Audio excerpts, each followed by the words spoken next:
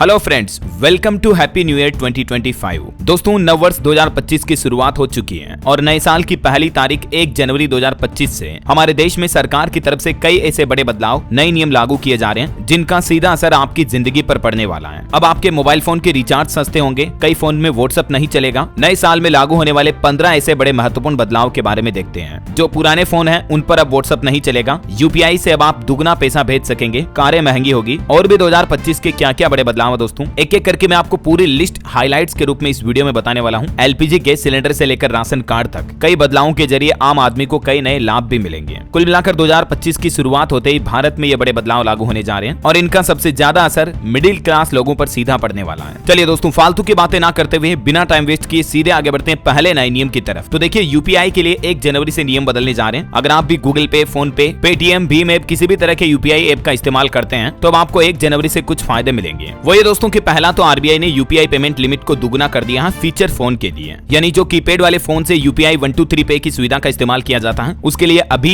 UPI payment करने की limit 5,000 रुपए है, उसको जस्ट डबल कर दिया है, 10,000 रुपए का पेमेंट किया जा सकेगा, है ना। और इसके अलावा मेडिकल इमरजेंसी में भी यूपीआई पेमेंट करने की लिमिट को बढ़ाकर 5 लाख रुपए तक कर दिया गया है। तो जनवरी 2025 से ही आपको ये बढ़ी हुई लिमिट का फायदा मिलेगा। वहीं अब आप एक ही यूपीआई अकाउंट में 5 से ज्यादा लोगों को ऐड कर पाएंगे, पेमेंट करने का एक्सेस दे पाएंगे, क्योंकि सरकार की तरफ से यूपीआई सर्किल फीचर लॉन्च किया गया, जिसमें एक महीने में 15,000 रुपए तक के ट्रांजैक्शन की लिमिट होगी। आप अपने घर परिवार के फैमिली सदस्य या दोस्तों वगैरह को भी आपके यूपीआई अकाउंट का एक्सेस दे पाएंगे। यूपीआई सर्किल सिस्टम को कैसे एक्टिवेट कर सकते हैं आप, इसके बारे में जानकारी भी देख सकते हैं। तो ये नई सुविधा का फायदा भी आपको जनवरी 2025 से मिलने वाला है। और यूपीआई पेमेंट से जुड़ा एक और अपडेट है, डिजिटल वॉलेट से पैसे ट्रांसफर करना अब और भी आसान होगा, क्योंकि यूपीआई वॉलेट के जरिए थर्ड पार्टी ऐप से भी पेमेंट करने की सुविधा आपको 2025 से मिलेगी। अब आप किसी भी तरह के प्रीपेड कार्ड से यूपीआई पेमेंट कर पाएंगे। जो अलग अलग तरह के कार्ड होते हैं आपको बताऊंगा, जैसे गिफ्ट कार्ड हो गया, मेट्रो रेल कार्ड हो गया, डिजिटल वॉलेट जैसे प्रीपेड उत्पाद धारकों को इससे ज्यादा सुविधा मिलेगी। ठीक है, अगला नया नियम देखिए दोस्तों, पेंशन को लेकर आपको फायदा मिलने वाला। किसी भी बैंक से पेंशन की रकम निकाल पाएंगे 1 जनवरी से। देश के किसी भी बैंक के किसी भी ब्रांच से पेंशनर्स अपने पैसों को विड्रॉल कर पाएंगे और इसके लिए किसी अतिरिक्त वेरिफिकेशन की जरूरत भी नहीं पड़ेगी। अभी मौजूदा नियम के मुताबिक जिस बैंक और ब्रांच में आपका खाता है वहीं से पेंशन ले सकते हैं, राइट। लेकिन अब ये नया फीचर, नई सुविधा आपको 2025 से मिलने वाली है। देश के किसी भी बैंक के किसी भी ब्रांच से आप पैसा विड्रॉल कर पाएंगे अपनी पेंशन का। अच्छा, किसान भाई लोगों के लिए भी अगला नया नियम अपडेट है। किसानों को बिना गारंटी के 2 लाख रुपए तक का लोन मिल पाएगा। आरबीआई गवर्नर की तरफ से ये ऐलान किया गया। अभी ये लिमिट 1,60,000 रुपए तक है। चौथा नियम देखिए दोस्तों, कॉलिंग के लिए अब आपको अलग से रिचार्ज मिलेंगे। यानी नए साल 2025 में आपका मोबाइल फोन रिचार्ज काफी सस्ता होने वाला है। अभी आपको पता होगा, जो टेलीकॉम कंपनियां रिचार्ज पैक देती हैं उसमें वॉइस प्लस एसएमएस पैक तो होता ही है, साथ में 5 GB, 15 GB, 50 GB, 200 GB तक के डेटा पैक भी होते हैं।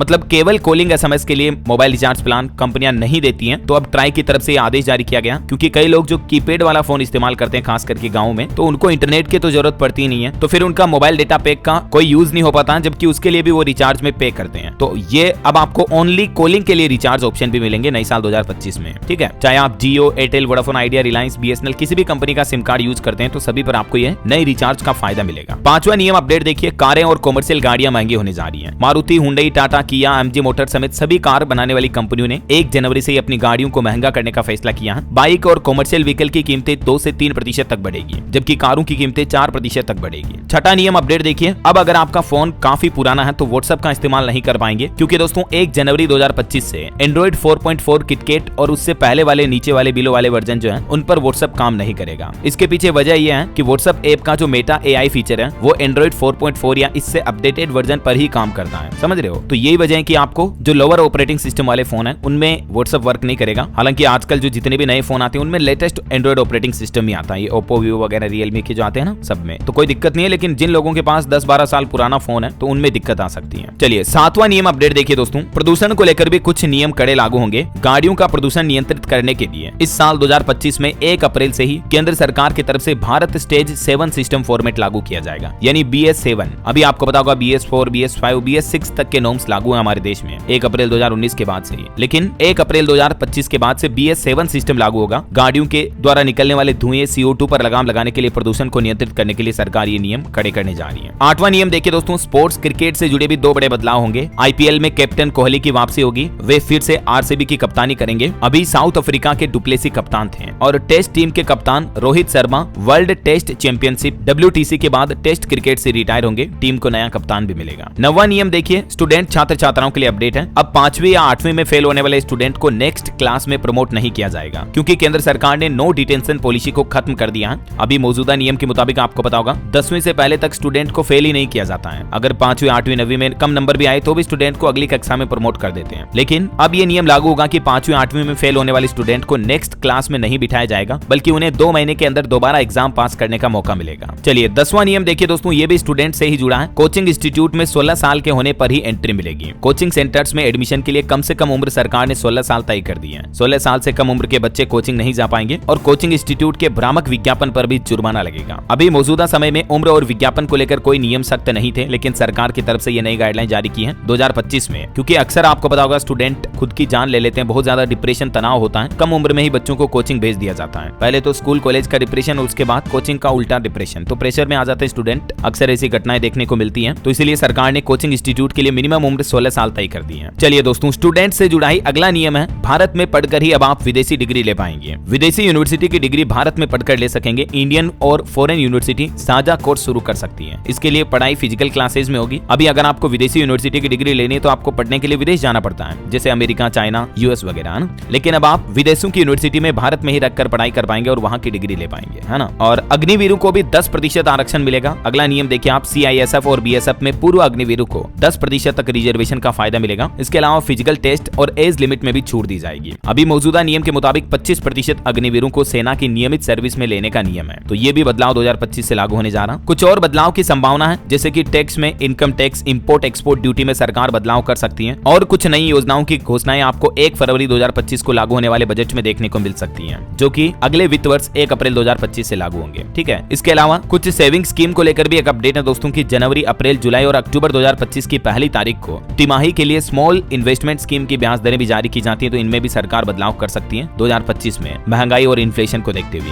वहीं यूटिलिटी से जुड़े कुछ बदलाव होंगे, क्योंकि हर महीने की पहली तारीख को आपको पता होगा डोमेस्टिक और कॉमर्शियल गैस सिलेंडर के नए दाम जारी किए जाते हैं। तो इस साल जनवरी 2025 से ही LPG गैस सिलेंडर के दाम बढ़ सकते हैं या कम हो सकते हैं। इसको लेकर जो भी अपडेट आएगा मैं आपको बता दूंगा इसी चैनल DLS न्यूज के माध्यम से। बाकी फिलहाल सरकार की तरफ से कुछ और फैसले लिए गए हैं। एक तो इनकम टैक्स फाइल करने की आखिरी तारीख को 15 जनवरी तक बढ़ा दिया है। अब 5000 रुपए तक की लेट फीस लगेगी। पहले इसकी लास्ट डेट 31 दिसंबर थी, 31, लेकिन उसको बढ़ाकर 15 जनवरी कर दिया। 15 जनवरी 2025 तक अब मतलब आप लेट फीस के साथ अपना ITR रिटर्न भर सकते हैं। इसके अलावा इस महीने जनवरी में दोस्तों 11 दिन टोटल बैंक बंद रहेंगे। RBI की तरफ से जनवरी 2025 के बैंक हॉलिडे की लिस्ट जारी की गई। 4 तो रविवार आएंगे मतलब संडे, और 2 शनिवार जो 2nd और 4th सैटरडे हो गया। इसके अलावा भी अलग अलग जगहों पर 5 दिन बैंकों में कामकाज नहीं होगा। ये छुट्टियां कब कब रहने वाली है, कंप्लीट लिस्ट आप देख सकते हैं, क्योंकि अभी एक एक तारीख और छुट्टी की वजह बोलूंगा तो काफी ज्यादा समय लग जाएगा, है ना। तो इसीलिए दोस्तों आप इस डिटेल को थोड़ा सा वीडियो को पॉज करके देख लीजिएगा। अच्छा, RBI द्वारा कुछ और अपडेट लागू किए हैं। अब देखिए, ऑनलाइन पैसे भेजने में किसी भी तरह की गड़बड़ी नहीं हो पाएगी, क्योंकि लाभार्थी के खाते के सत्यापन की भी सुविधा मिल पाएगी। ये नियम भी दोस्तों नए वित्त वर्ष 1 अप्रैल 2025 से लागू होगा हमारे देश में ऑनलाइन मनी ट्रांसफर को लेकर। दरअसल RBI और सरकार का ये प्लान है, जो हम ऑनलाइन पेमेंट करते हैं ना RTGS NEFT के जरिए, तो इनमें जो बेनिफिशियरी ऐड करते हैं उनके नाम का वेरिफिकेशन कर पाएंगे अब आप उनके बैंक अकाउंट नंबर और IFSC कोड के जरिए। जैसे हम फोन पे, गूगल पे में पेमेंट करते हैं, उनके मोबाइल नंबर डालते ही सामने वाले का नाम आ जाता है, तो हमें पता चल जाता है कि हाँ यार नंबर सही है, किसी गलत बंदे को पेमेंट नहीं जा रहा, राइट। तो ठीक है, सही। अब आपको NEFT RTGS में भी गलत बैंक खाते में फंड ट्रांसफर करने पर रोक लगाने के लिए RBI ये नई सुविधा देगा। ये नए नियम 1 अप्रैल 2025 से लागू होंगे। RTGS NEFT के लिए जैसे आप बेनिफिशियरी ऐड करोगे, आपको उस बैंक अकाउंट ओनर का नाम पता चल जाएगा पहले से ही, मतलब जो सामने वाला रिसीवर होगा ना, उस पार्टी का बेनिफिशियरी अकाउंट होल्डर के नाम को आप वेरीफाई कर पाएंगे फंड ट्रांसफर करने से पहले ही।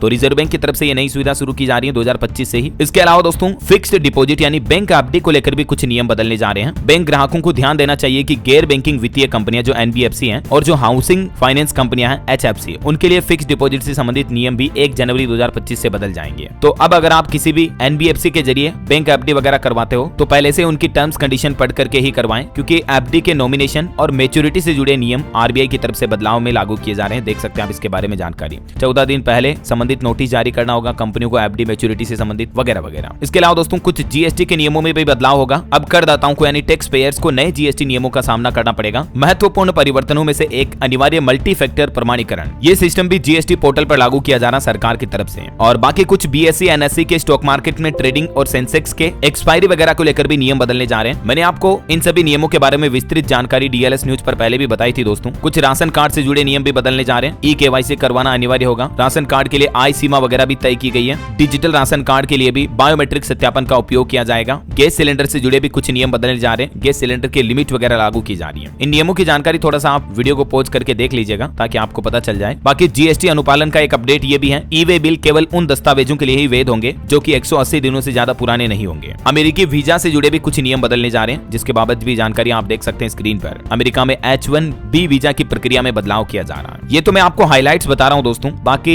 और भी इन सभी नियमों के बारे में डिटेल जानकारी विस्तार में अगर आप देखना चाहते हैं तो मैंने डीएलएस न्यूज के ऊपर पहले भी एक नए नियम का विस्तृत वीडियो डाला है। ठीक है, उसका लिंक भले मैं इस वीडियो के नीचे डाल दूंगा। उसमें 25 ऐसे टोटल नए नियम बताए हैं, छोटे मोटे सभी अपडेट हैं। बिजली बिल को लेकर भी नियम है, अलग अलग स्टेट गवर्नमेंट से जुड़े अपडेट भी हैं। और भी डीएलएस न्यूज चैनल पर आप जाओगे तो आपको पता चलेगा, जैसे बैंक लोन से जुड़े नियम, आधार कार्ड पर लागू होने वाले नए नियम, सभी स्टूडेंट छात्र छात्राओं के लिए, पीएफ खाता वालों के लिए समेत सारे नए नियमों का अपडेट आपको इसी चैनल डीएलएस न्यूज के माध्यम से मिल जाएगा। तो जरूर टाइम निकालकर इन वीडियोस को देख लीजिएगा। और बाकी आगे भी जब भी सरकार की तरफ से कुछ नए फैसले लिए जाएंगे तो सबसे पहले मैं आपको इसी चैनल के माध्यम से बता दूंगा। तो इसके लिए आप बिल्कुल जुड़ जाइएगा मेरे साथ। चैनल को अभी तक सब्सक्राइब नहीं किया दोस्तों तो सब्सक्राइब करके बेल आइकन जरूर दबा दीजिएगा। और बाकी इस वीडियो को लाइक और शेयर जरूर करना। वैसे नव वर्ष 2025 में आपका क्या प्लान है दोस्तों? क्या आप नया लक्ष्य बनाए हैं कि आपको इस साल अपनी जिंदगी में ये करना है? कमेंट करके बताइएगा जरूर मुझे। बाकी आप सभी भाइयों बहनों को आपके अपने डीएलएस भाई की तरफ से नव वर्ष 2025 की ढेर सारी हार्दिक शुभ मंगल कामनाएं। आप अपनी जिंदगी में दिन दुगुनी रात चौगुनी तरक्की करो। इसी के साथ ही ख्याल रखिएगा अपने आप का, अपने परिवार का। वीडियो को लाइक और शेयर जरूर कर दीजिएगा। जय हिंद, जय भारत, वंदे मातरम।